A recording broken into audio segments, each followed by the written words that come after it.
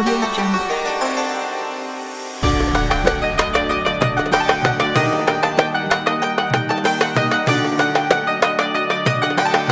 Audio Jungle. Siapapun orang yang tobat sebelum matahari terbit dari barat pasti diterima. Teman-teman sekalian, ada 3 kondisi di mana tobat tidak lagi diterima. Yang pertama, ketika matahari sudah terbit dari barat, dan itu artinya sudah melewati fase Dajjal, melewati fase Imam Mahdi. Kok masih orang nggak tobat tuh keterlaluan. Udah ketemu Dajjal masih nggak tobat, keterlaluan. Udah ketemu Imam Mahdi masih nggak tobat, ketemu Nabi Isa nggak tobat. Aduh, ini orang emang. Dan biasanya orang-orang sederhana kayak kita tuh pasti sudah tobat kalau nemuin hal itu. Jadi sebenarnya yang tidak tobat tuh pasti orang yang sudah sangat tertutup hatinya. Orang normal tuh pasti akan tobat. Kita masih lama ya. Paling enggak kan Dajjal belum turun. Habis Dajjal turun kan perang dulu kita. Habis itu baru Nabi Isa bantuin menang. Dan itu kayak prosesnya masih ya mungkin berapa tahun lagi lah, 4-5 tahun lagi. Oh jangan ya. Ya terserah Tuhan lah, kapan aja Tuhan, siap-siap aja kita mah. Baik, itu yang pertama. Sebelum matahari terbit dari barat. Gimana caranya wallahu a'lam. Tapi saya pernah bertanya, kalau sekarang tuh sebenarnya alam sedang berkembang teman-teman. Kita sedang menjauh dari pusat ledakan, dan kita pun sekarang sebenarnya masih berputar ya, memutar dan mengelilingi matahari gitu kira-kira aja kalau Anda percaya dengan ilmu sains seperti itu. Nah nanti ada masa di mana tenaga dorongan itu sudah berkurang, lalu kita yang biasa muter begini nanti berhenti, ceklek begitu. Kalau Anda mau tes, Anda punya sepeda, Anda putar bannya, nanti pas melambat nanti berhenti, cekluk, nah gitu, ada balik dikit, ada pantulan. Itulah qabla an tatlu'a syamsu min maghribiha.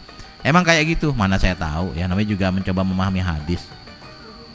Yang kedua, tobat diterima malam yugorgir, sebelum sampai ke tenggorokan. Kalau tenggorokan udah nggak bisa bunyi teman-teman. Sekarang kan nyawa Anda masih di kaki kan, belum ditarik. Jadi masih bisa tobat, ya Allah saya tobat masih bisa. Tapi kalau sebenarnya nggak bisa.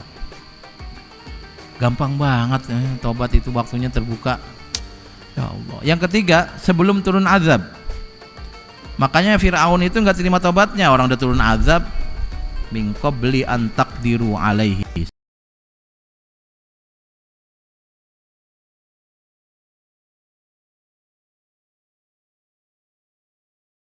sebelum dihukum.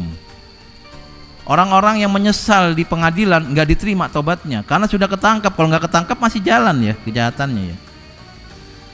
Maka orang tanya kenapa Fir'aun nggak diterima tobatnya. Pertama tobatnya salah. Tobatnya dia apa?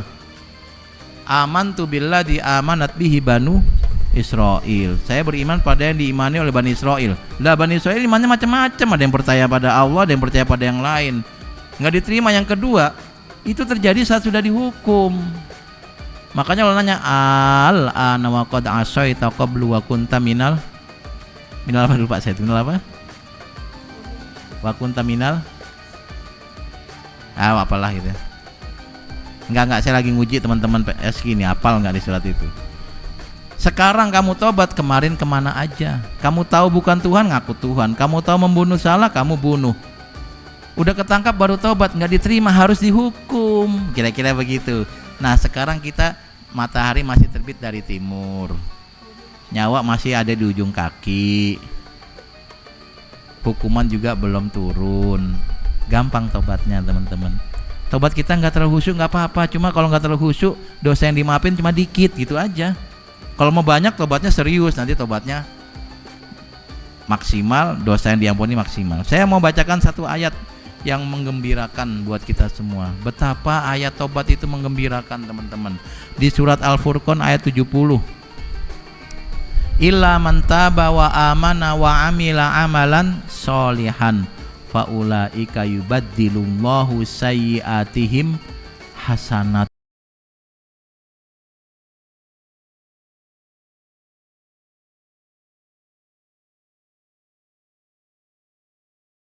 Ya Allah, mungkin ini ayat favorit saya kayaknya nih, selain ayat-ayat yang lain. Ya semua ayat favorit saya sebenarnya.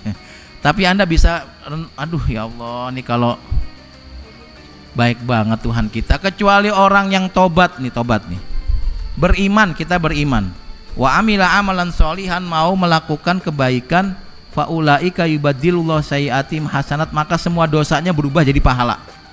Enak banget, bukan cuma diampunin tapi diubah. Itu mirip kayak Anda punya catatan akuntansi, ini pendapatan, ini pengeluaran, tiba-tiba yang pengeluaran jadi di sini, enak banget tuh. Atau Anda punya catatan utang, pas diteliti ternyata catatan utang menjadi aset, kira-kira begitu. Saya punya pengalaman banyak teman-teman. Saya cerita, saya pernah lagi di kantor ditelepon sama frontliner, Pak bisa ke lobby sebentar? Oke bisa, saya nggak ngapain Pak, lagi ngantuk. Turunlah saya, ternyata ada perempuan.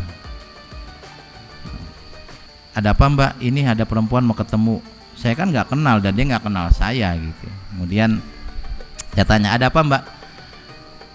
Anu Pak, saya mau masuk Islam, saya bingung caranya. Oh gampang masuk Islam itu. Saya tulisin syahadat pakai Latin, asyhadu alla ilaha illallah. Dah. Saya kasih ke dia, Mbak baca setelah saya. Asyhadu an la ilaha illallah, la ilaha illallah. Ikutin, dia kan bisa ya. Wa asyhadu anna Muhammadan Rasulullah. Udah selesai Mbak. Mbak sekarang mukmin, saya mukmin. Bedanya Mbak nggak punya dosa, saya dosanya banyak. Loh, faulaika yubadilullah sayyiatim hasanat kok. Lalu saya bilang, nanti kalau sempat Mbak belajar ngaji kalau sempat. Kalau sempat sholat ikut sholat, kalau nggak sempat nggak apa-apa. Kenapa?